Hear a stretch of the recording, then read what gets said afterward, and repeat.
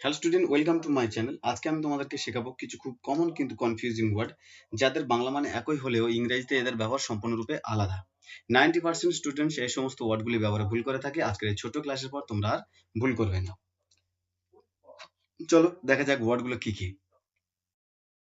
টে এর অর্থ হচ্ছে বলা, অর্থাৎ সাধারণভাবে আমরা যদি কাউকে কোনো কথা বলে থাকি সেক্ষেত্রে সে শব্দটি ব্যবহার করব।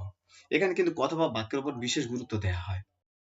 Example, he said that he was busy. সে বলেছিল যে সে ব্যস্ত আছে। এটা হলো একটা সাধারণ বাক্য, আর এর উপরেই কিন্তু গুরুত্বটা বেশি দেওয়া হয়েছে যে সে বলেছিল যে সে ব্যস্ত আছে। এই জন্য এখানে সেড শব্দটি ব্যবহার করা হয়েছে। She said to me come here. সে আমাকে বলেছিল যে এখানে এসো। এখানে বাক্যের উপর বিশেষ করে গুরুত্ব দেওয়া হয়েছে, সেই জন্য এখানে সেড শব্দটি ব্যবহার করা। নেক্সট ওয়ার্ড হলো টেল, কাউকে বলা, অর্থাৎ কাউকে উদ্দেশ্য করে যখন আমরা কোনো কিছু বলি সেক্ষেত্রে টেল শব্দটি ব্যবহার করা হবে। এখানে কাকে বলা হচ্ছে এটাই কিন্তু বেশি গুরুত্ব পাবে, অর্থাৎ যখন কাউকে উদ্দেশ্য করে কোনো কিছু আমরা বলবো সেক্ষেত্রে টেল শব্দটি ব্যবহার করা হবে। এখানে কাকে বলা হচ্ছে তার উপর বেশি গুরুত্ব আরোপ করা হবে। Example, he told me the truth. সে আমাকে সত্য কথা বলেছিল।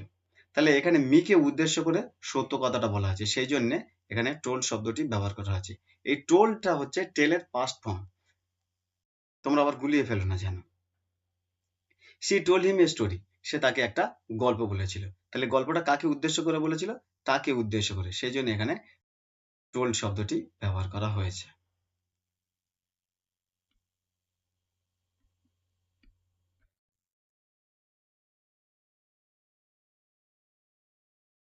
নেক্সট ওয়ার্ড হলো স্পিক।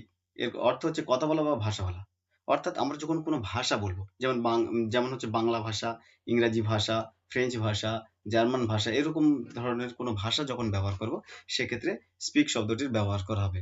এছাড়াও যখন কোনো ফর্মাল কথাবার্তা হবে সেক্ষেত্রে স্পিক শব্দটি ব্যবহার করা হবে।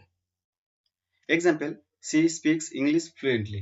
সে সাবলীলভাবে ইংরাজি ভাষায় কথা বলেছে। এখানে ভাষার কথা বলা হয়েছে, সেই জন্য এখানে স্পিক শব্দটি ব্যবহার করা হয়েছে।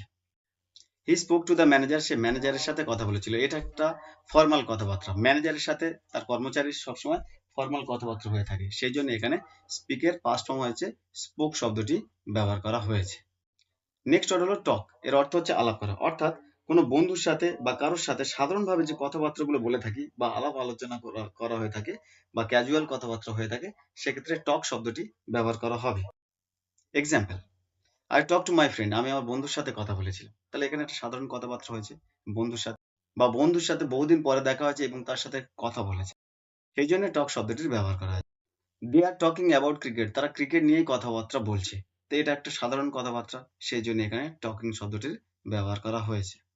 নেক্সট ওয়ার্ড হলো ডিসকাস। এর অর্থ হচ্ছে আলোচনা করা, অর্থাৎ কোনো বিষয় বা কোনো কিছু নিয়ে যদি বিস্তারিত আলোচনা করা হয় সেক্ষেত্রে ডিসকাস শব্দটি ব্যবহার করা হবে। যেমন কেউ ধরো কোনো বিপদে পড়েছে, সেই বিপদের কারণ নিয়ে কারোর সাথে আলোচনা করছে, বা কেউ কোনো পরিকল্পনা তৈরি করেছে, সেই পরিকল্পনা নিয়ে কারোর সাথে কথা বলছে, সেক্ষেত্রে ডিসকাস শব্দটি ব্যবহার। Example, we discussed the problem.